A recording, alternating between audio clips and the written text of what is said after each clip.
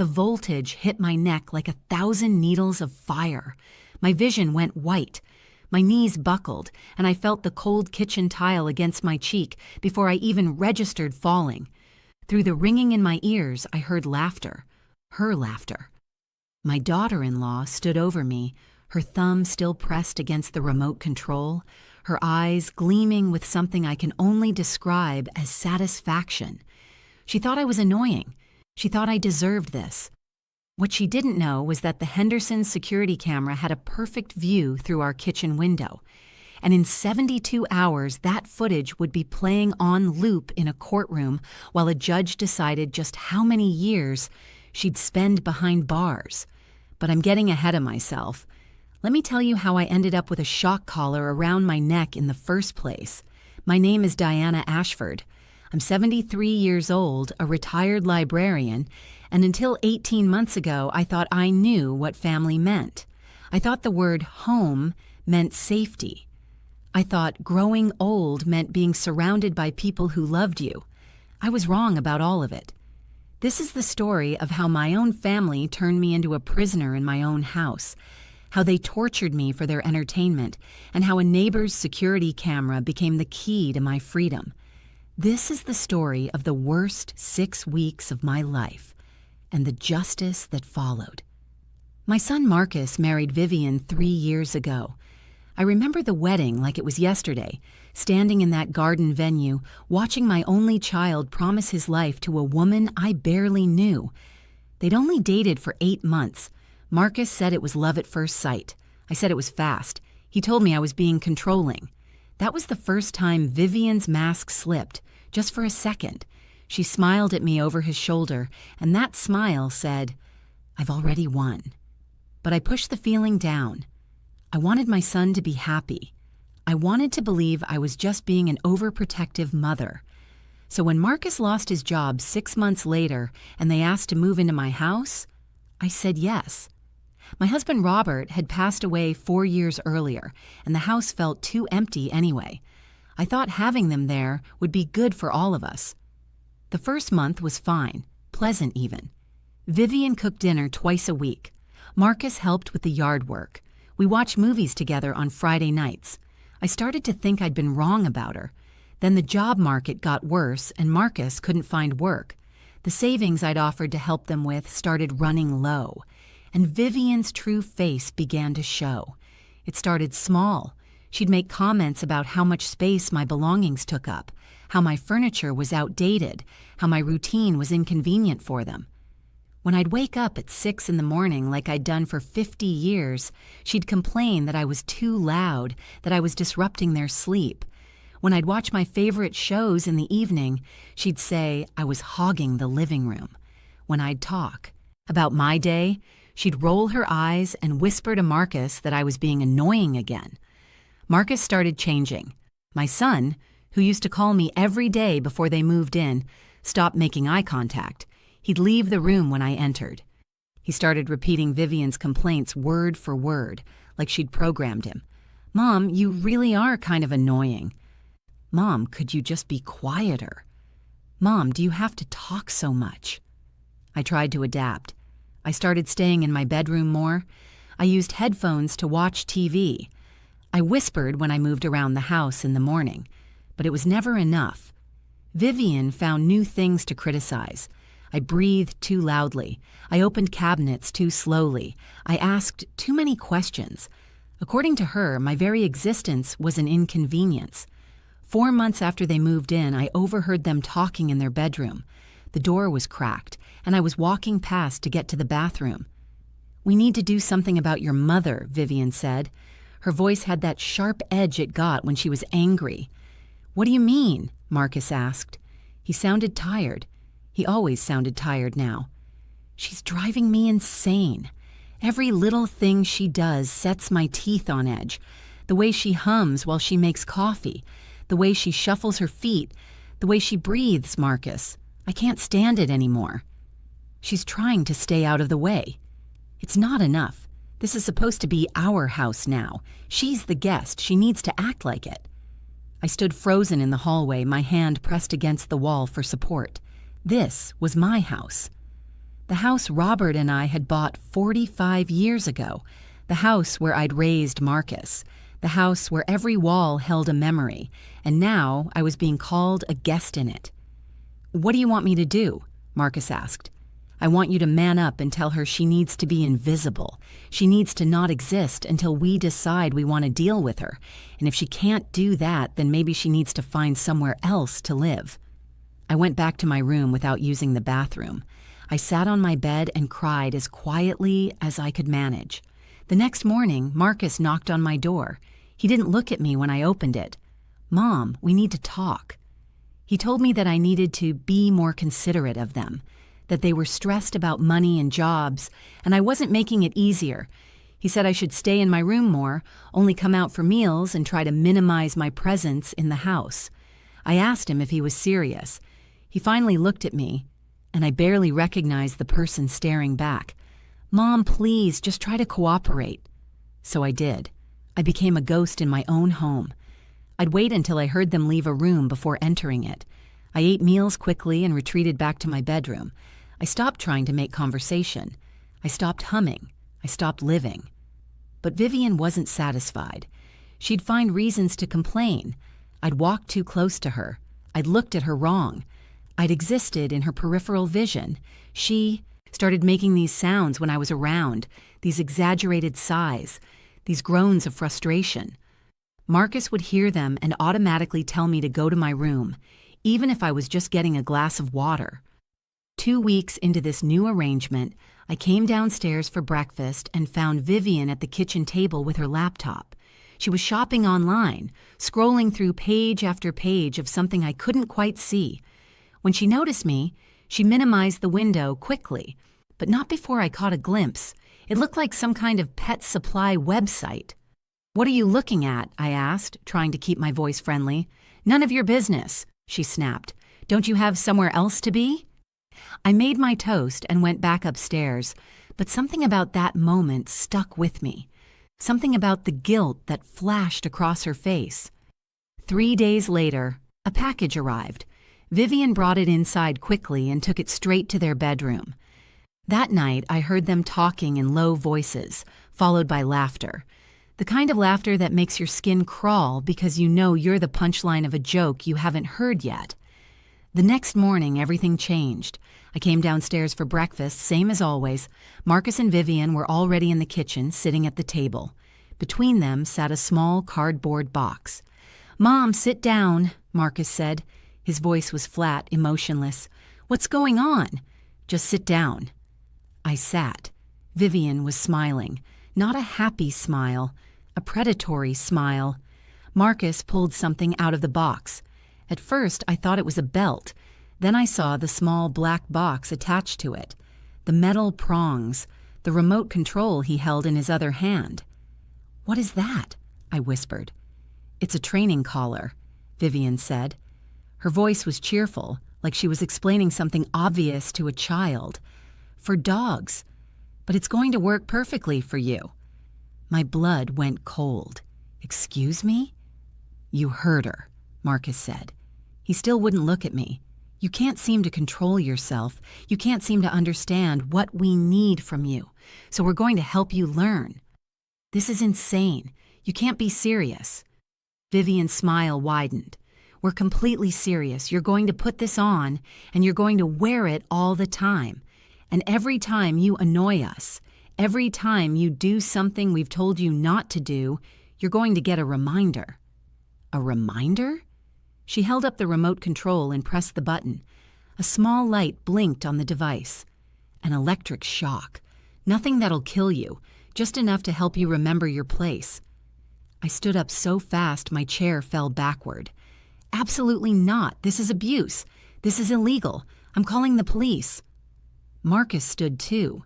He was bigger than me, stronger, and for the first time in my life, I was afraid of my own son. "You're not calling anyone. You don't have your phone anymore." I reached for my pocket automatically. My phone was gone. When had they taken it? "We took it last night while you were sleeping," Vivian said, "along with your purse, your car keys, and your computer. You don't get those back until you prove you can behave." This is kidnapping. This is torture. You can't do this." "Can't we?" Vivian walked around the table toward me. "You're a senile old woman living in your son's house. Who's going to believe you over us? Besides, once you learn to control yourself, you'll thank us. This is for your own good." "Marcus, please." I turned to my son, begging, "You can't let her do this. I'm your mother." For just a second, something flickered in his eyes. Doubt, maybe, or guilt. But then Vivian touched his arm, and whatever I'd seen disappeared. "Put it on, Mom. Don't make this harder than it has to be." I didn't put it on voluntarily. Vivian called it making this harder than it has to be.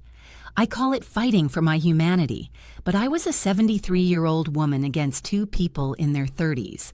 The outcome was inevitable. They held me down in the kitchen chair. I screamed. I fought. I begged. Marcus held my arms while Vivian fastened the collar around my neck. The nylon was rough against my skin. The metal prongs pressed cold against my throat. When she tightened it, I felt the clasp click into place with a finality that made my stomach drop. "There," Vivian said, stepping back to admire her work. "That wasn't so hard, was it?" I was sobbing. My whole body was shaking. "Please take it off. Please." "Not until you learn." She held up the remote. "Now, let's establish some rules. Rule 1. You stay in your room unless we give you permission to come out. Rule 2. You don't speak unless we ask you a direct question. Rule 3. You don't make any noise. No humming, no singing, no talking to yourself, nothing. Do you understand?" I didn't answer. I couldn't. My throat had closed up with fear and rage and disbelief. Vivian pressed the button. The shock lasted maybe 2 seconds. It felt like an eternity. Every muscle in my body seized. My neck felt like it was on fire. The pain was so intense, so overwhelming that I couldn't even scream. When it stopped, I gasped and nearly fell out of the chair. "I asked if you understood," Vivian said calmly. "Yes," I choked out. "Yes, I understand." "Good. See? You're learning already." That was the beginning of 6 weeks that I can only describe as hell. They let me out of my room 3 times a day for meals. I had 15 minutes to eat, and then I had to go back upstairs. I was allowed to use the bathroom, but I had to announce it first and wait for permission. If I took too long, Vivian would come upstairs and shock me through the door until I hurried. The collar was waterproof, so I couldn't even take it off to shower. Vivian had removed the lock from my bedroom door and taken all the tools from the garage, so I couldn't try to cut it off. And the clasp required a special key that she kept on a chain around her neck, always, tucked under her shirt, always just out of reach. She shocked me for everything, for walking too loudly, for sighing, for looking at her the wrong way, for existing in her presence for too long. Sometimes she did it for no reason at all, just because she could. She'd hold up the remote, her finger hovering over the button, and watch me flinch. Then she'd laugh. Marcus pretended not to notice. He'd leave the room when it happened, or he'd put in headphones, or he'd suddenly need to check something on his phone. He became an expert at being present but not seeing, at hearing but not listening, at knowing but not acknowledging. I lost weight. I stopped sleeping. Every time I started to drift off, I'd jolt awake, my hand flying to my neck, my heart racing with phantom shocks. I had bruises on my arms from where they'd grabbed me that first day. The skin under the collar was raw and irritated. I looked in the mirror one morning and didn't recognize the person staring back. I'd aged 10 years in 2 weeks. I tried to escape once. It was late at night, maybe 3 in the morning. I snuck downstairs as quietly as I could, heading for the front door. I just wanted to get to a neighbor's house, anyone's house, someone who could call the police, someone who could help me. I made it to the living room before the shock hit. I collapsed, convulsing on the carpet. When I could see again, Vivian was standing over me in her bathrobe, the remote in her hand. "Did you really think I wouldn't hear you?" she asked. "I'm a light sleeper, Diana, and you're not as quiet as you think you are." She shocked me again, and again, and again. She didn't stop until Marcus came down and told her that was enough. Even then, I could see she wanted to keep going. "If you try that again," she said, crouching down next to where I lay, shaking on the floor, "I'll set this thing to maximum and I won't stop until you pass out. Do you understand me?" I nodded. I couldn't speak. I couldn't do anything except lie there and wish I would die. By week 5, I'd stopped being a person. I was a thing that existed in the house, a problem they occasionally had to deal with. I obeyed every rule. I stayed silent. I made myself as small as possible. But it still wasn't enough for Vivian. The problem was that my mere existence annoyed her, and there was nothing I could do about existing except stop. I thought about it. I really did. Late at night, alone in my room, the collar heavy around my neck, I thought about ways to make it all stop. But every time I got close to that edge, I'd remember Robert. I'd remember the life we'd built together. I'd remember that this house was mine, that I'd earned my place in the world, and that giving up meant letting Vivian win completely. So I endured, and I waited, because I knew, deep down, that this couldn't last forever. Something would have to give eventually. That something turned out to be a Wednesday afternoon in October. Vivian had friends coming over. She told me I wasn't allowed to come downstairs at all, not even for meals. She'd bring me a sandwich later, maybe, if she remembered.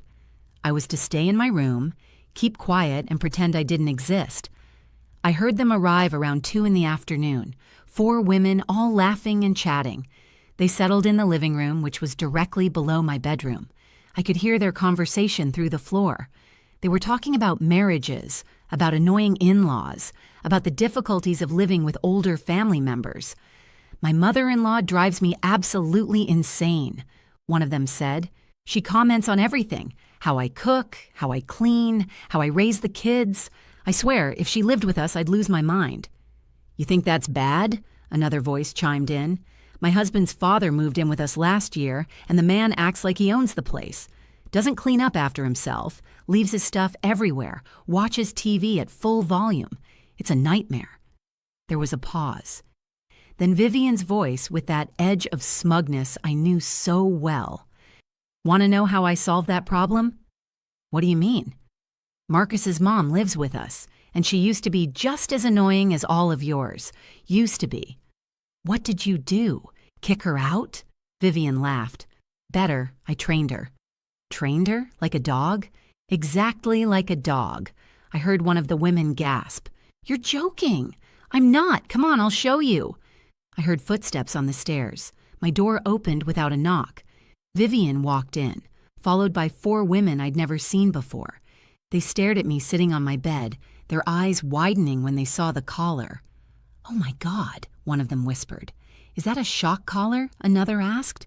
"Sure is," Vivian said proudly. She held up the remote. "Watch this. Diana, stand up." I stood. I'd learned not to hesitate. "Diana, bark like a dog." My face burned with humiliation. I looked at the women staring at me, their expressions ranging from shock to disgust to horrified fascination. I opened my mouth to refuse, and Vivian's finger moved toward the button. I barked, once, quietly. "Louder," Vivian commanded. I barked louder. The women didn't laugh, they just stared. "This is insane," one of them said. "Vivian, this is abuse." "Oh, please. She was making our lives miserable. Now she's manageable. It's a win-win." "Where's Marcus? Does he know about this?" "It was his idea," Vivian lied smoothly. I wanted to scream that it wasn't, that Marcus had been reluctant at first, that she'd pushed him into it. But I stayed silent. Speaking would mean getting shocked, and I couldn't take any more shocks today. "I think we should go," another woman said. She was already backing toward the door. "Come on, don't be dramatic," Vivian said. But they were leaving, all of them, practically running down the stairs. I heard the front door open and close 4 times. Vivian turned back to me, her face twisted with rage. "You ruined my party." "I didn't do anything," I said quietly. "You existed. That's enough." She pressed the button and held it down longer than she ever had before. I fell. My head hit the corner of the nightstand on the way down. The pain in my neck was so intense I couldn't even process the new pain in my head. I was dimly aware of blood, of Vivian standing over me, of her voice saying something I couldn't understand through the ringing in my ears. Then everything went black. I woke up on my bedroom floor. My head was throbbing. When I touched my temple, my fingers came away sticky with blood. The collar was still around my neck. Vivian was gone. I managed to get to the bathroom and clean the wound. It wasn't deep, but it would definitely bruise. I looked at my reflection and barely recognized myself. My hair was greasy and unkempt. My face was gaunt. My eyes were hollow. The collar sat around my neck like a noose. Something inside me broke in that moment. Or maybe it finally healed. I couldn't live like this anymore. I couldn't survive another day as Vivian's pet, her toy, her victim. I had to get out, and I had to get out now. But I was locked in. I had no phone, no keys, no way to contact anyone.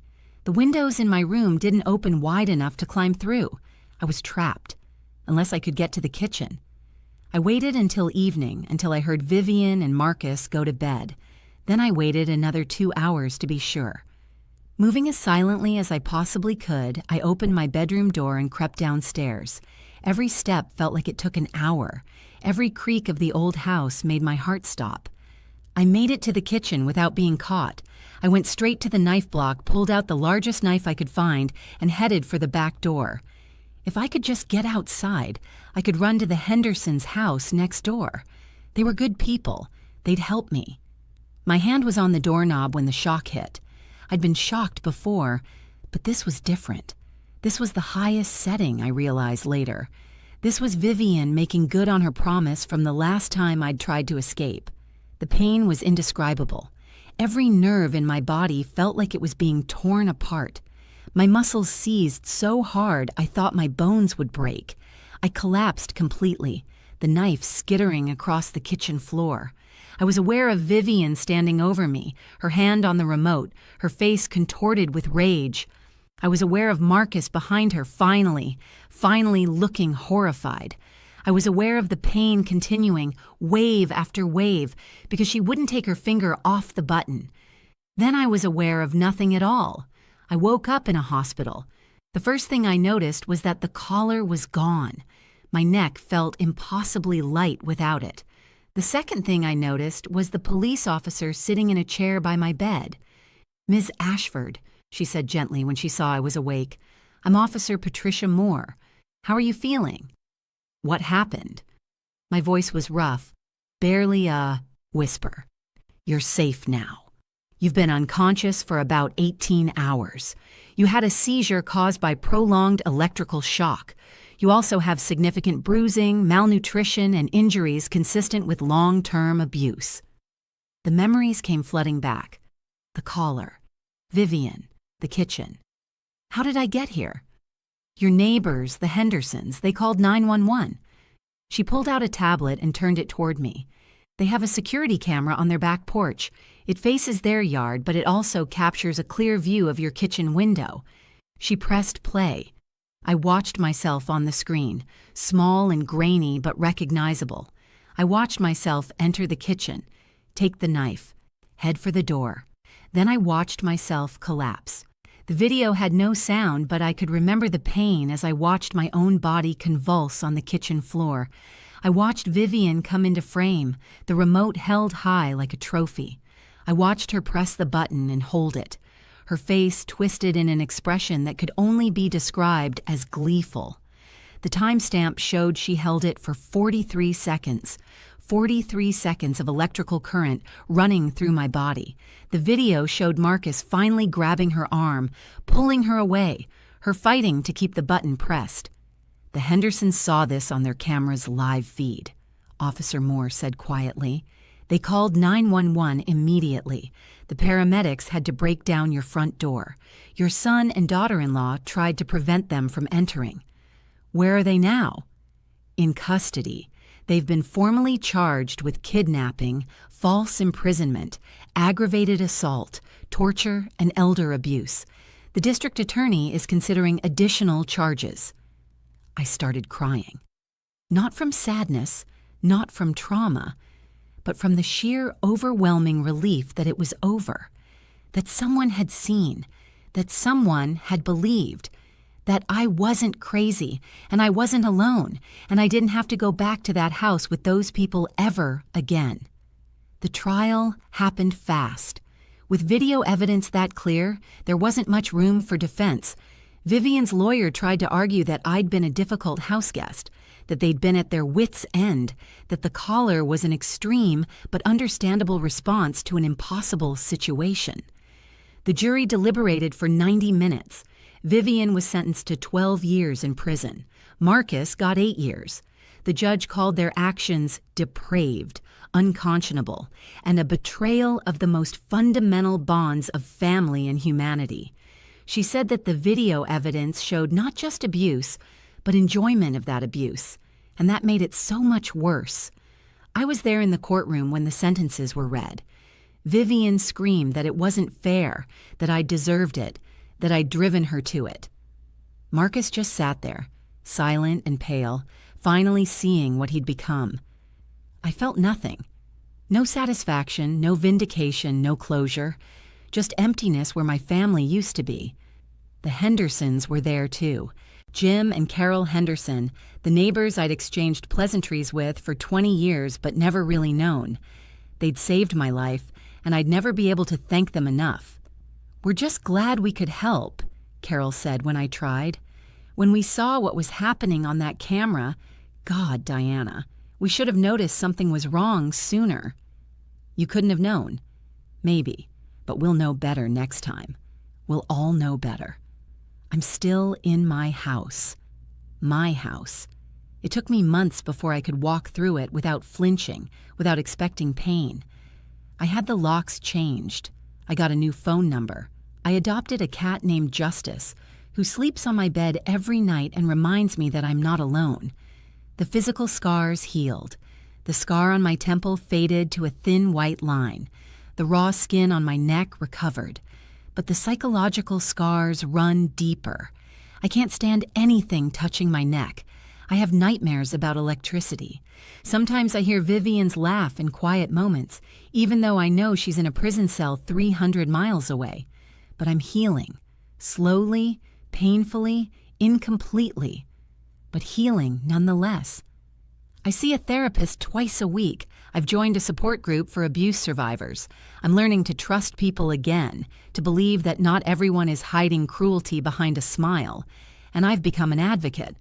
I speak at conferences about elder abuse. I work with legislators on laws to protect vulnerable seniors. I tell my story to anyone who will listen, because I know I'm not the only one this has happened to. Elder abuse happens every day, in homes all across this country, behind closed doors where no one can see. I was lucky. I had neighbors with a security camera pointed in just the right direction. Most people aren't that lucky.